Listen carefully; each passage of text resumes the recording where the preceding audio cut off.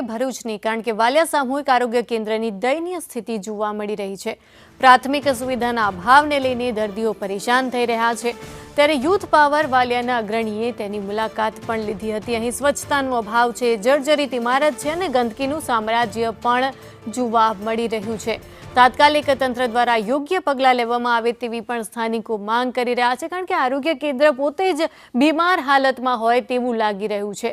ત્યાં લોકો જો ઠીક થવા જાય છે તો લોકોની બીમારી કેવી રીતે દૂર થશે તે પણ એક સવાલ છે। ત્યારે આરોગ્ય કેન્દ્રને બરાબર કરવા માટે, તેની મરામત કરવા માટે લોકો દ્વારા કહેવામાં આવ્યું છે।